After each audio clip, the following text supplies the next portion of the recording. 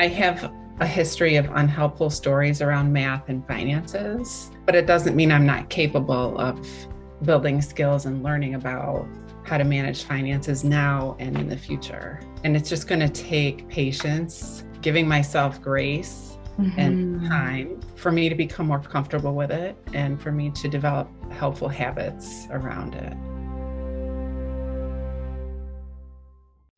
Welcome to the Money Skills for Therapists podcast, where we answer this question: how can therapists and health practitioners go from money shame and confusion to feeling calm and confident about their finances and get money really working for them in both their private practice and their lives? I'm your host, Linzy Bonham, therapist turned money coach and creator of the course Money Skills for Therapists. Hello and welcome back to the Money Skills for Therapists podcast. Before we get into today's episode, which is all about that story of being bad at math or not a numbers person, I'm really excited for it. Before we get into that today, I wanted to share another review that we received on Apple Podcasts. It's been so nice to see the reviews coming in for the podcast. I so appreciate the feedback and the kind words. And I wanted to share a review that made me laugh. I feel mildly roasted by it. And the title of it is "Don't Be Deceived by the Hushed Tones." She says, "This podcast is some real talk for therapists in private practice. It's soft on the ears like delicious dish radio program from the 1990s SNL, but filled with truth bombs about shame, martyrdom, and finances." I actually had to go look up what delicious dish is. I'll put a link in the show notes. And when I did, I had to laugh because I was like, I do sound like that. I do have this like very soft, hushed tone, but we're talking about real stuff on here and heavy stuff. So thank you so much for your review, whoever left that for us. So today's episode is a coaching call. So these coaching calls, these sessions that we do are actual coaching sessions with students that I have in the course. And today's coaching call is with Nancy. We dig into some mindset issues, especially around this story of not being good at math. This is something that I hear all the time from therapists and health practitioners. I think that generally as a group, we are used to being very competent in so many ways, but rarely do we feel like we're really competent with like emotions or kinesthetically intelligent and also really good at math. Those are skill sets that rarely overlap. So with Nancy, we dig into the story about not being a numbers person, not being good at math. We dig into where that came from. And then we look at how to integrate some new experiences that she was actually already having with money. And I mean, isn't this so much of mindset work all the time and trauma work from a therapeutic perspective is actually letting ourselves be updated and take in the new information that's around us. So that's part of what we get into with Nancy, but I'm not going to give away any more. I want you to hear the progression as we have this coaching session. But for those of you who think that you're bad at math or not a numbers person and find that really coming up and getting in the way of working on your finances, this episode is for you. Enjoy.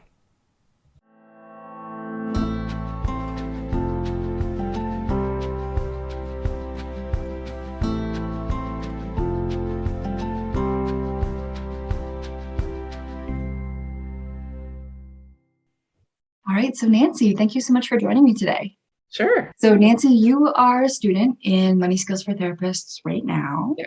And I'm curious, before we dive into our coaching topic for today, I'm curious about your decision to join the course. What made you decide to join the course? Being organized financially, I think, has been a goal of mine for many years. From a personal finance perspective. But since I've been in business, that's been something even more important to me, but I've never had really anyone to help me with that. So when I came across this course online, I thought, go for it. Something that I think I need. Yeah, there's such a gap there in general, right? Like there's just so few resources that we find like that are out there for us around business and money. That's so true. So Nancy, digging into your topic for today. So you've let me know that you want to explore some like unhelpful thoughts and beliefs that have held you back around money or getting organized around money. So can you tell me more about that? Some of the unhelpful thoughts are, I can't manage money. I'm not good at math. So I'm not good at numbers. Therefore, I'm not good at managing money. Yeah. And those stories, like I'm hearing there's kind of like some identity stories, basically. Right. about who you are and what you're capable of. Right. Do you have a sense of where those stories came from? I think just growing up, I was not really a great student in math. And so there was a lot of anxiety around anything math related. So, of course, it made it really comfortable to avoid anything math related. Yes. And then my family would try to explain money management concepts to me. And I think I just would freeze and a wall would just go up. Right. So I really wasn't absorbing what I could have absorbed. So this is even as you were growing up, there was this wall that would come up? Okay. Yeah. And who was it who tried to teach you about managing money? My parents. Yeah. Yeah. What is their relationship to money like? They have a positive relationship with money. Okay. They were good at managing it, good at budgeting. And my brother is too. I just have one sibling and he's good with money. So it's kind of like this family skill set that didn't make it to you. Right. Because of this wall that would come up. Like when they would try to impart it, it was like you couldn't receive. So Nancy, fast forwarding to today then, how do you see these beliefs coming up now? Like as you're working through the course or as you're working on your finances? There are just a lot of times when I want to avoid doing the work that I know will help me in the short term and the long term. But it's just really hard to not avoid and sit down and just take things step by step, break things down. Yeah. Because when you do sit down and you start working on it, what happens? I feel better. Okay. I feel better. My thoughts about what the experience might be like for that like hour or 2 hour block of time end up not being as bad as I am expecting it to be. Right. And I even end up getting like on this roll and want to keep working with it, but then I might have something else that also needs to get done. So. Okay. Right. And that experience of being on a roll, what is that like? What starts to happen? I start to feel actually excited and relieved about the process and eager to kind of get a handle on what I've been avoiding for so long. Right. Yeah. So I'm hearing there's these new kind of positive experiences that are happening. And how many of these new positive experiences have you had so far? I would say quite a few. Okay. So is it pretty consistent at this point? I think so. Okay. In terms of the content that's part of the program. Right. Yeah. And I'm still in the early stages of really digging into the numbers of the business. Okay. But I'm expecting that to also be positive as I keep moving forward. Okay. So pausing then, like this new experience that you're having, I'm hearing now when you sit down to work on it, you actually manage to find flow and you even start to feel excited. Yes. And this has become a reliable enough experience that you can even expect that this is probably what it's going to be like as you continue to work forward. Yeah. It's foreign to me though, to think of it that way. For sure. Right. This is a new experience. Excited about numbers or anything. Right. Like that. So there was this old experience, this belief of like not being good at math and avoiding these things that was decades long. Right. And now there's this new experience that's like a month or two long so far. At the most. At the most. Yeah. So I'm wondering, Nancy, if we were going to start to maybe update the story a little bit, the story that you're not good at math or you're not good at finances, what's maybe some new information that you're starting to get that is not supporting that? I have a history of unhelpful stories around math and finances, but it doesn't mean I'm not capable of building skills and learning about how to manage finances now and in the future. And it's just going to take patience, giving myself grace and time for me to become more comfortable with it and for me to develop helpful habits around it. Yeah. And it's good to have a realistic expectation there, right? That it does take time and the habits are so important, right? This like repetition, both in terms of like giving yourself those positive experiences over and over, but also in terms of like working away at these things little by little so they don't build up and become big. I'm wondering, Nancy, like how would you be able to kind of deepen those new experiences that you're having, like integrate them more into your sense of who you are? Is it like talking to other people? Is it putting reminders, like visual reminders? How do you really kind of like process and start to like really be connected to something new? I think one piece of that would be making time, Yeah. carving out time, because I'm still working on putting that into my weekly routine because my habit has been to avoid. Okay. So really making sure I carve out that time and I don't respond to unhelpful thoughts when that time comes. Okay. Like, oh, I don't feel like doing it right now. Maybe I'll do it later. I do it anyways. I think that over time that will be helpful. And the support person that I am connected with through this program, your accountability buddy. Yeah.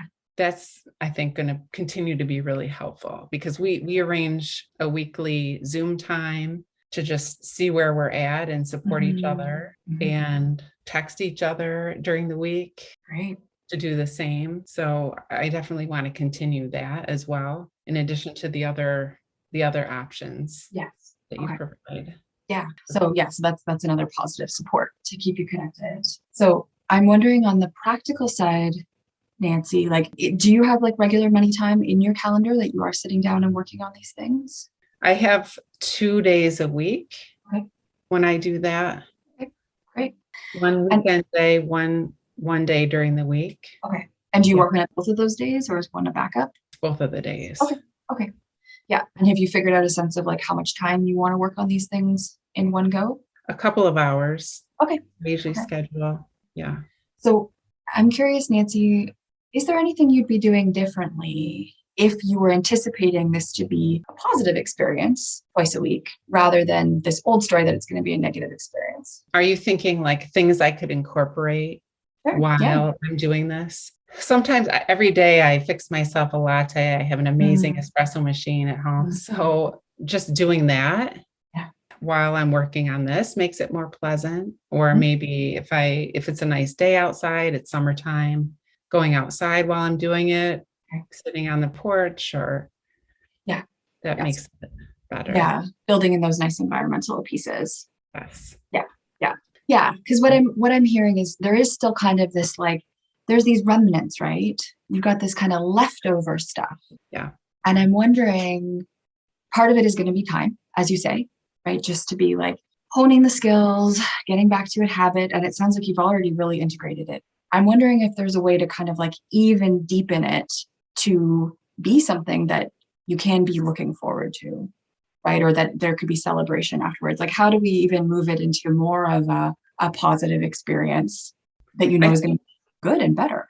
Maybe viewing it, which I wasn't seeing it this way before, but viewing it as part of self-care. Yeah, right. How self-care is really important to me. Right. And this has also been important to me, but I never viewed it as self-care, as a form of self-care. So I think reminding myself of that. Yeah. And if it's part of your self-care, how would you feel towards it if you saw it as part of your self-care? More positively. Yeah. Sure. Right. Yeah. Like, what are the words that you associate with self-care? Well, when it comes to money, I think vacation. Yes. But in general, I think just the idea of, especially in the work that we do, how important it is to do good work that requires self-care on our part. Yeah, absolutely. In our work, it's like a life preserver, self-care. It keeps us afloat. It's not like a nice extra. It's an essential.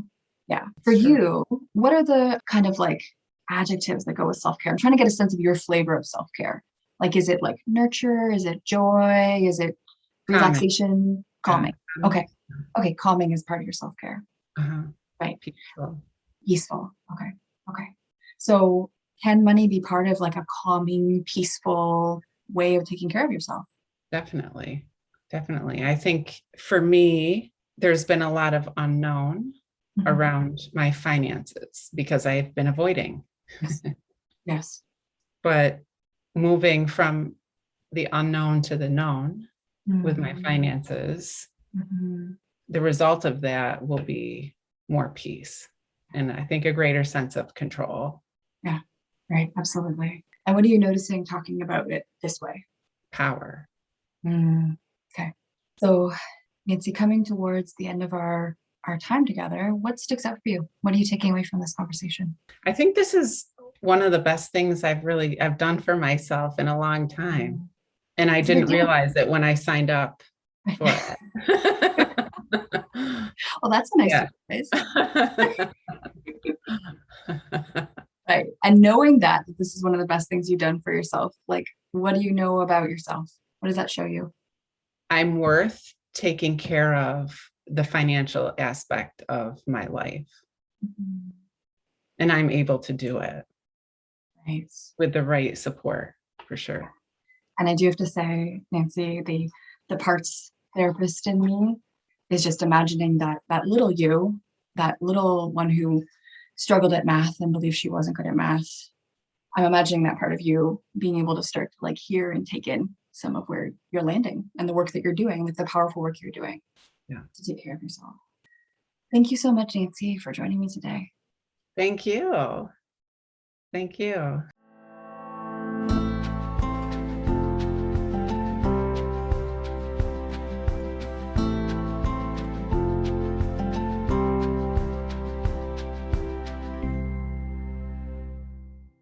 I really loved the progression of this session with Linzy. The energy at the end just felt so different than the energy at the beginning. And so much of that was just helping her get in touch with experiences she was already having around money. And I think that's so often the case when we have these really strong stories from childhood about who we are. You know, I am not a math person. I am not good at numbers. The other people in my family can do that, but I can't. Is that then we exclude exceptions to that story, you know, evidence to the contrary. And in Nancy's case, it was that she was already starting to have good experiences with working on her finances and starting to feel on a roll and excited as she was working on these things. But she hadn't quite connected that yet back to the story of being bad at math. So if you want to hear more from me, you can follow us at Money, Nuts, and Bolts on Instagram. That's really where we hang out on social media and put out free money content related to therapists and health practitioners all the time. We're putting stuff out there. If, like Nancy, you want to jump in and start really changing your relationship to money, having some of these new experiences to overwrite your old stories while you get your finances working for you, the way to get into Money Skills for Therapists is through watching my masterclass, the 4-step framework to getting your private practice finances totally in order. So I have the link to the masterclass below. The masterclass lays out my approach and framework, even if you are not thinking about joining the course. It gives you tons of helpful ways to think about private practice finances, but it's also the gateway into Money Skills for Therapists. So if you're curious about the course, check out the masterclass. The link is in the show notes. Thanks for joining me today.